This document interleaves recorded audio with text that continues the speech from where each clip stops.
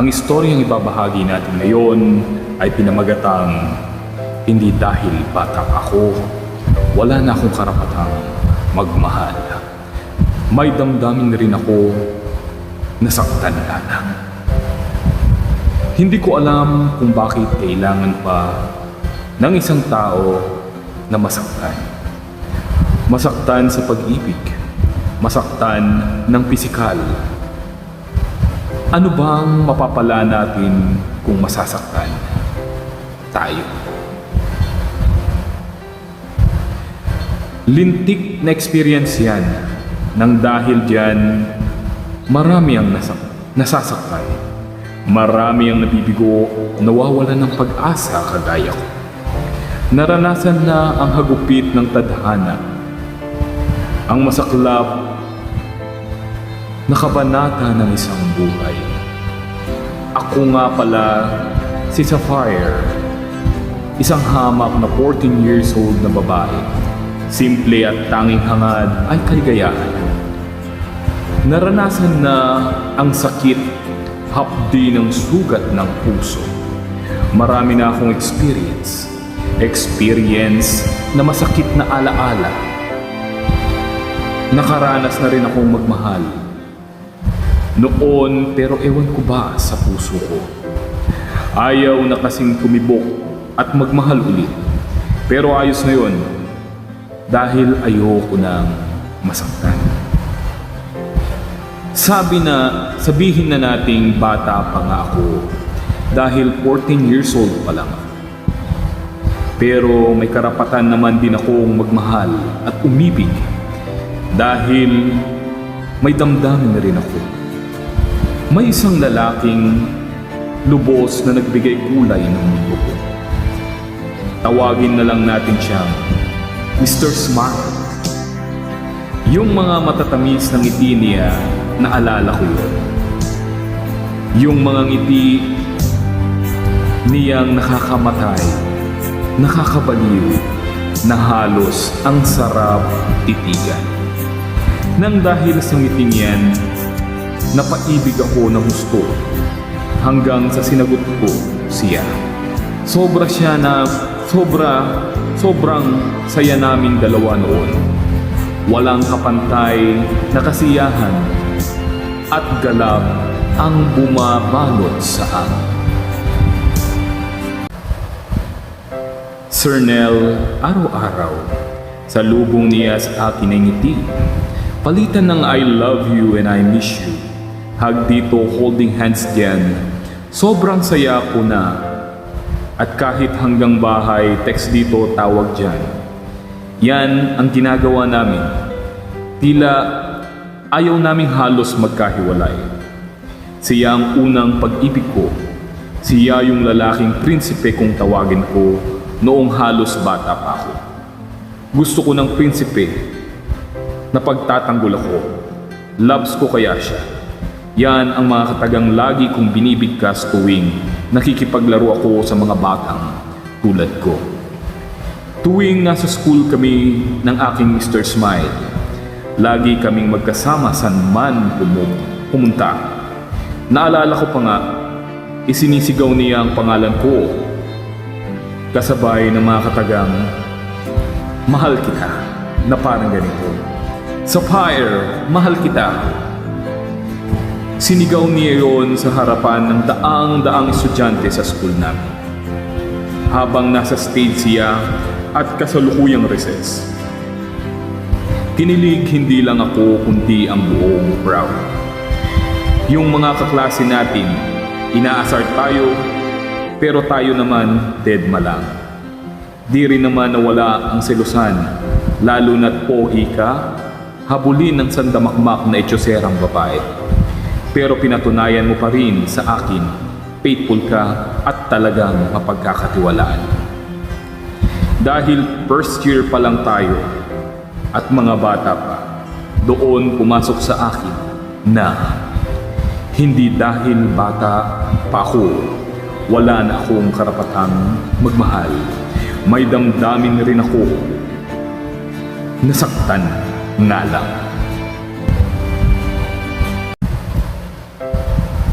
Siya nga pala, Sonel, naalala ko rin yung Valentine's Day. Yon ang unang Pebrero na kasama ko ang mahal ko. May programa sa school at mga palaro. Hinahanap nga kita pero di kita mahanap hanggang sa malapit ng dumilim. Biglang may kumanta sa stage. Boses pa lang ng kumakanta, alam ko nang ikaw yon. Kinanta mo yung theme song natin, 14 Silent Sanctuary. Kasama ng mga kabanda mo at inalay mo sa akin ang kanta. Matapos mong kumanta, nagtilian lahat ng babaeng nanunood sa iyo. Bumaba ka noon sa stage at inabutan mo ako ng red roses, chocolates and gift. Sinabi ko sa sarili ko noon, ang sarap pala ng feeling ng magmahal. Hindi lang magulang mo at ang Diyos ang nagmahal sa iyo, kundi isa ring mahalagang tao na naging parte ng buhay ko. Halos mag-iisang taon na tayo. Second year na tayo at hanggang ngayon nasa puso pa rin natin ang isa't isa. Walang teacher noon buong magdamag. Kaya di natin inaksaya ang pagkakataong mag-usap. Sinabi mo sa akin, tandang-tanda ko pa. Hindi kita iiwan kahit kailan. Matamis mong sambit sa akin. Napanatag ako ng mga oras na yun at kinimkim ang sobrang saya. Niyakap mo ako ng mahigpit. Binulong ko sa iyo, promise. Pagtatanong ko. Sinabi mo namang oo at ngumiti. Simula ng araw na yon, mas nagtiwala ako sa pagmamahal mo. Ang sarap magmahal. Sabi ko sa sarili ko, ikaw na talaga hanggang sa dulo. Ikaw na yung una at huli kong pag-ibig. Sumang-ayon ka naman. Nalungkot nga lang ako nung di ka sumipot sa birthday ko. Alibay mo, may sakit ang lola mo. Kaya, pinakinggan na lang kita. Bumawi ka naman sa akin dahil di ka nakapunta sa birthday ko. Nag-date tayo sa isang exclusive restaurant na talagang pinaghandaan mo. Araw-araw nga lumalabas tayong dalawa at nagpo-food trip pa. Sabi mo sa akin, promise till the end, gagawin natin to. Sobrang sarap nga sa tenga ng mga binigkas mo. Halos nakatanim pa sa isip ko. Pero hanggang sa bihira na tayong magkita. Dahil bakasyon na, wala na akong contact sa'yo dahil sabi ng mga classmate natin, nagpalit na daw ng number. Doon ako nagtaka. Pero pinalagpas ko muna ito. Nang lumipas ang 3 linggo, di ka na talaga nagparamdam. Hinanap kita pero wala akong nakitang Mr. Smile. Umiyak ako buong magdamag hanggang sa sinabi ng maid ko, may bisita raw ako. Akala ko nga ikaw pero hindi pala. Si Jane pala, matalik kong kaibigan. Kinausap niya ako at may pinagtapat siya. Nang maisalaysay niya sa akin ang lahat, doon lubos na nawara na sugatan ng puso ko. Nakakapangilabot at nakakarindi sa tenga ang mga nalaman ko. Buot at galit ang naramdaman ko, ang naramdaman ng damdamin ko. Luha naman ang ibinuhos ng mata ko. At temptasyon at panginginig ang naramdaman ng mga kamao ko. At ang una ko na lang nasambit, Hayop ka. Bakit mo ako sinaktan? Iyan ang sinigaw ng bibig. Habang nagwawala ako, buti na lang nandyan si Jane sa tabi ko. Nang mga oras na iyon, lantang gulay ako. Para bang sa mga nalaman kong may iba ka na.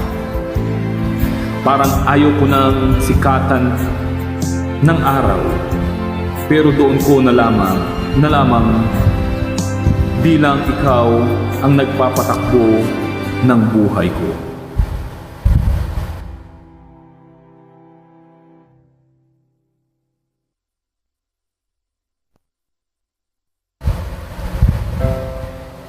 Sinikap ko huwag mawalan ng pag-asa, pero nagrebelde ako. Pinabayaan ko ang sarili ko at iniwan ang kinabukasan ko. Sa pag-asang makakalimutan rin kita kung saan-saan ako nagpunta at gumala, nalulong sa alak, nagwaldas ng maraming pera. Ngunit nang magising ako isang araw, doon ko napagtanto, nababangon ako. Bumalik ako sa bahay at nagpakapera. Inayos ko ang sarili ko at naging maluho. Muli kong sinuportahan ang mga magulang ko sa pagbabago ko. Nagpaputi ako lalo at nagpakinis ng balat. Nagpariband ako, inayos ko ang mukha ko. Nang dumating ang oras para pumasok ako sa school, I'm back, Mr. Smile, but I'm not Sapphire anymore. Iba na ako. Humanda ka sa akin dahil gagantihan kita. Ipaparanas ko sa iyo kung paano ang masaktan. At sa pagpasok ko sa school, lahat ng mata ay nakasunod sa akin. At nakita ko ang mukha mo noon. May kasama kang babae. Siya ba? Siya ba ang pinagpalit mo sa akin? Isang hamak na poko. Kalagkaring walang utak. Ha! Sinong niloko mo? Sarili mo? Akala ko this time, magaling kang pumili ng babae. Pero natawa lang ako sa babaeng ka-holding hands mo noon. Palpak. Makalipas ang 2 buwan, tagumpay ang plano ko. Napaibig nga kita, pero di mo makukuha ang pag-ibig ko kahit kailan. Sorry. Kung iniwan kita, please bumalik ka na sa akin pag mamakaawa mo. Sinong tangang Sapphire ang babalik sa'yo? Matapos mo akong iwan, babalik ka ngayon, hayop ka. Buong buhay, high school ko, inilaan ko sa'yo. Buong 14 years old age ko, kasama kita. Pero anong ginawa mo? Naghanap ka ng iba. Buliyaw ko sa'yo, pero niyakap mo lang ako ng mahigpit. Ramdam ko sa yakap mo ang pagmamakaawa. At di nagtagal, bumalik ang naging tambalan nating dalawa. Pinutunayan ulit sa akin ang pagmamahal mo. Binigyan kita ng second chance para patunayan ulit sa aking mahal mo ako. Nangako ka nga sa akin na di mo ako iiwan pa ulit. Pero ano namang ginawa mo? Kitang-kita ng dalawa kong paningin ang pagtataksil mo. This time, sobra na. Sobra na yung sakit dahil binaliwala mo ang pangako mo sa pangalawang pagkakataon. Bakit? Bakit kailangan akong masaktan? Nagmahal naman ako ng tapat at totoo. Binigay ko ulit sa kanya ang sariling ko sa pangalawang pagkakataon, pero binigo niya ako. Pinagtaksilan niya ako ulit. Sabi ko habang patuloy sa pag-iyak, dito sa may dalampasikat at hinihintay ang paglubog ng araw. Ayoko pang mamatay, pero di na ako ulit magtatangkang balikan pa siya. Wala na akong pusong maiharap pa sa iba. Durog na eh. Puro sugat na. Ganun na ba ako kasama para iwan? 14 pa lang ako noon nang maaga akong magmahal. Ganun din pala ako makakaranas ng maagang masaktan. Masakit sa loob pero kailangang tanggapin. Babangon ako ulit pero di ko alam kung kaya ko pa bang muling umibig. Di ko na naman maibabalik ang lahat. Alaala lang tong mga kukwento ko. Bahagi ng alaalang mahirap kalimutan. Kahit isa itong masakit na karanasan. Pero kailangan talagang masaktan pag nagmamahal. Hindi ba pwedeng sapat na yung walang hanggang kasiyahan? Sana di pinagkait sa akin ng tadhana ang pagkakataon para di ko na sana naranasan ang mapait na karanasang nadanas ko. Sa ngayon, walang kasiguraduhan pa kung iibig pa ba akong ulit. Pero hindi ito isang pangako. Dahil kung minsan, di lahat ng pangako natutupad. Yung iba napapako. Ngunit kahit halos 3 taon na ang nakalipas nang maranasan ko yun, nangungulila pa rin ako sa iyo. Mahal pa rin kita at di na magbabago. Sa tuwing makikita kita, gusto kong lapitan ka at hawakan. Pero parang ayoko na. Dahil may iba ka na at di na ako ang mahal mo. Sobrang sakit. Kasi kung dati ako yung kasama mo, pero iba na ngayon. Di ko na nga lang alam kung ano ang gagawin ko para lang itago sa harap mo kung gaano ako nasasaktan. Pero, Mr. Smile, first love never dies.